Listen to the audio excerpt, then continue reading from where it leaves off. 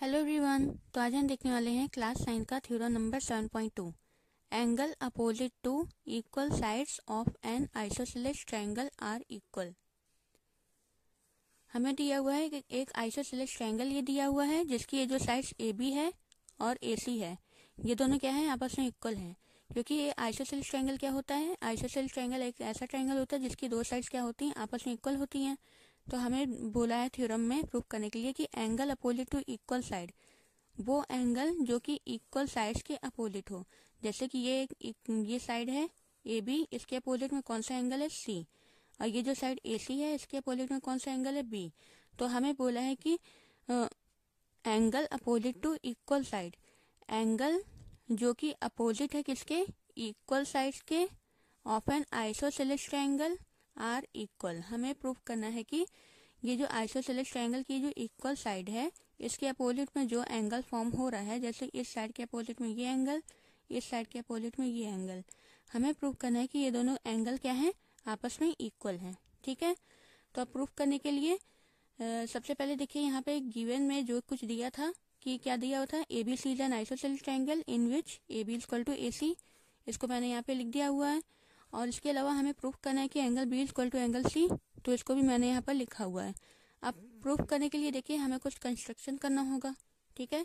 तो कंस्ट्रक्शन में हम क्या करेंगे, हम यहाँ पॉइंट ए से इस बी सी पर क्या करेंगे, एक परपेंडिकुलर ड्रॉ करेंगे। ठीक है, आइए ड्रॉ करते हैं।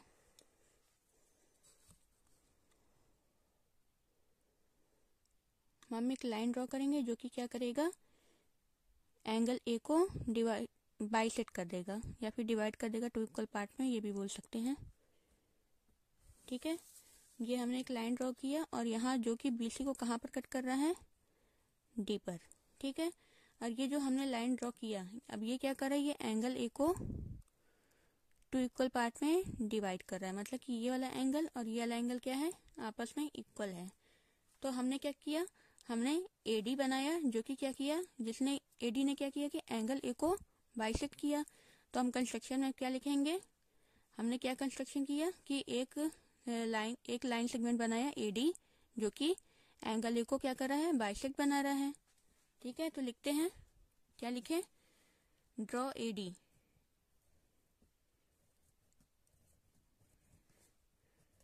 ड्रॉ एडी विच बाइसेक्ट, या फिर which is the bisector of, which bisect लिख देते हैं, बाइसेक्ट्स एंगल ए। ठीक है, हमने क्या किया, एडी बनाया जो कि एंगल ए को क्या कर रहा है, बाइसेक्ट कर रहा है। अब देखिए अब हमें प्रूफ कैसे करना है, हमें प्रूफ करना था कि ये एंगल बी एंगल सी के क्या है, इक्वल है। अब देखिए हमने ये जो एडी बना दिया, इसलिए यहाँ हमें दो ट्रायंगल मिल गए। अब दो ट्रायंगल मिल गए, अगर हम इन दोनों ट्रायंगल को क्या करें, कॉन्ग्रुएंट प्रूफ कर दें। जब कॉन्ग्रुएंट प्रूफ कर देंगे तो क्या हो जाएगा, इसके करस्पॉन्डिंग जो साइड्स है, जैसे ये ट्रायंगल देखिए ए बी डी और ए सी डी। ठीक है, तो अगर ये दोनों ट्रायंगल कॉन्ग्रुएंट हो जाते हैं तो ये जो एंगल बी है एंगल सी पर आएगा। कॉन्ग्रुएंट होने का क्या मतलब है, देखिए ये जो ट्रायंगल है हमारा ए बी सी, ये जो बीच वाला पार्ट है, अब इधर के पार्ट को अगर मान लिया हम ऐसे उठाएं और ऐसे इसके ऊपर रख दिए, ठीक, तो ये बी वाला किसके ऊपर आएगा, सी पर आएगा। मतलब कि बी के करस्पॉन्डिंग कौन है, सी है। ठीक है, तो अगर हम क्या करें, इन दोनों ट्रायंगल को कॉन्ग्रुएंट करा दें तो ये बी और सी क्या हो जाएंगे, आपस में इक्वल हो जाएंगे सीपी सी टी से। ठीक है, तो हम करते हैं इन दोनों ट्रायंगल को कॉन्ग्रुएंट। तो देखिए तीन चीजें चाहिए हमें। सबसे पहले हम ले लेते हैं कौन कौन सा ट्रायंगल हमें लेना है, in triangle A B D और ए सी डी। लिखते चलते हैं, समझते चलते हैं। In triangle A B D and triangle A C D. देखिए क्या क्या दिया हुआ है, हमें सबसे पहले दिया हुआ है कि ए बी इक्वल टू ए सी है। ठीक है, जो कि गिवन है, लिख देते हैं A B is equal to A C. ये क्यों इक्वल है, गिवन है। ठीक है, ए बी ए सी के इक्वल हो गया। और ये देखिए एंगल ए, ये जो एंगल है बी ए डी और ये एंगल सी ए डी, ये इस ट्रायंगल में और ये इस ट्रायंगल में, ये दोनों क्या है, आपस में इक्वल है। क्योंकि हमने क्या किया था, एडी जब बनाया था तो एंगल ए को 2 इक्वल पार्ट में डिवाइड किया था, इसका मतलब क्या है कि ये वाला एंगल के इक्वल है। तो हम लिखते हैं angle B A D is equal to angle C A D. Reason क्या होगा कि ए डी क्या कर रहा है, बाइसेक्ट कर रहा है एंगल ए को। लिखेंगे A D bisects angle A. A D ने एंगल ए को बाइसेक्ट किया, इसलिए ये और ये क्या है, आपस में इक्वल है। तीसरी चीज देखिए, ये जो ए डी साइड है इस ट्रायंगल ए बी डी में भी आ रही है और इस ट्रायंगल ए सी डी में भी ये ए डी साइड आ रही है। तो दोनों में आ रही है, मतलब क्या है, कॉमन है। तो हम लिख सकते हैं A D equal to A D, reason क्या है, कॉमन है। अब देखिए हमें 3 चीजें मिल गई, साइड, एंगल, साइड। ये side, angle, side, side, angle, side. तो SCS से क्या हो रहा है, ये दोनों ट्रायंगल कॉन्ग्रुएंट हो रहा है।